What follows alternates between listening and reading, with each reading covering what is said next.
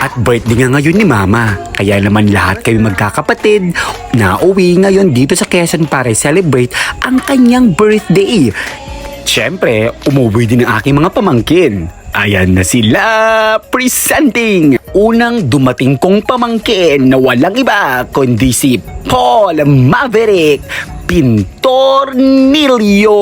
Gaya nga ng dating nakagawian ni Baby Mavi, ang gusto niya kada morning, gustoy ka no, itultulod mo isuna nga magmag na, o anya nga, o diba, nagdon, o diba, si kan ati tultuludan, o anya kan, gandang buhay, sana all may tagahatid, o diba, anya kan Baby Paul Maverick, nagtangset. At dahil ngayon na nga lang ulit kami makakompletong magkakapatid at gayon din na makasama kong aking mga pamangkin, abay sinulit ko na silang lagaan at bantayan. Kaya naman ang nangunguna itong si Baby Mavi na tawagin ko nga ay Buddha. Dahil nga ayun nga napaka-healthy ng aking pamangkin. Sana all! Sa mga pagkakataong ganito na lang talaga kami nakakompleto kapag may mga birthday at kung ano-ano pa. Kaya naman excited ang yung living thing na makita ulit ang aking mga kapatid. Ganun din ang aking mga pamangkin. At ngayon nga'y babysitter muna ang inyong living thing sapagkat ayan nga't inalagaan ko ang aking pamangkin from Solano, Nueva Vizcaya. O, diba? O, ilikos-likos mo ito maulaw nga'y. O, sige, tinik-tinik mo. O, sige, hanga maruwam. O, sige pa. O, niya kanday, tatagalaga. At dahil pagod na nga yung living thing, naisipan ko na siyang ipasok sa bahay dahil ang bigat na. At nung akala ko'y makakapagpahinga na ako, eto nga't sumunod ulit ang isa ko pang pamangkin na si Thomas Sebastian, ang pogi kong pamangkin from Ilagan, Isabela. At siya naman ang sumunod na nagpakarga sa akin. Siyempre, hindi rin nagpatalo itong si Talia Sabina. O, ayan, ang ganda-ganda naman ng aking pamangking ito. O, diba? Sila nga pala'y magkapatid mga living things. O, ayan, diba? O, cute-cute naman talaga. O, diba? Anyakan. Sana all my anak. O, diba? Hanggang ganyan na lang pang buhay ng inyong living thing. Hanggang pamapamangkin na lang ako. Ganyan. At nung nagising na nga ang aking bayaw at ang aking kapatid na si Joyce Ann, eto nga't naisipan na namin pumunta ng palengke para bumili ng mga ilulutong handa ni Mama dahil ngayon ngay ang kanyang 41st birthday. At ngayon kasama ko nga si Ina, ang aming bunso. At eto nga ang napili naming store na pagbibilhan ng aming mga ilulutong pagkain. Dahil mura na, kompleto pa o diba, saan ka pa, bili na! At dahil wala akong talent sa pagbabudget ng pagbibili ng mga kung ano-ano, itong dalawa kong kapatid na babae ang in charge sa pagbibili dahil sila ang magaling sa budgeting.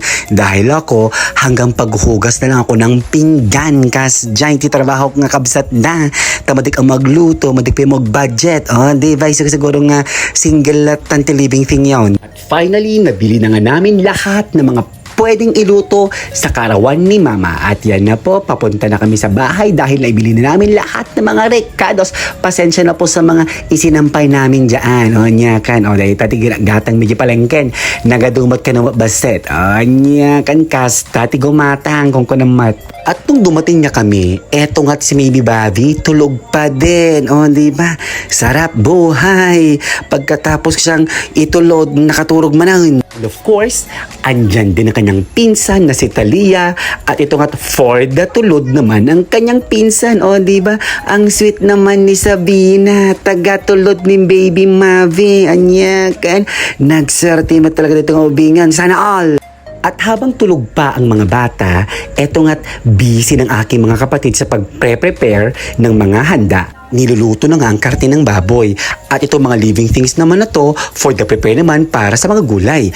At itong mga palang aking hipag na si Bridget from Ilagan, Isabela. Ayan na at busy-busy ng mga living things sa pag-prepare ng handa ni Mama. At syempre, wala akong alam dyan. Finally, eto na nga ang mga iniluto naming handa ni Mama. At siya nga pala, wala po pala ako naitulong dyan kasi yun nga, hindi ako marunong magluto. O, diba? nung nakaluto na nga ang lahat, eto na nga for the prayer na ang aking pinsan na si Ate JB dahil siya nga pala ang inatasa kong mag-pray para ipagdasal si Mama sa kanyang kaarawan. O, diba?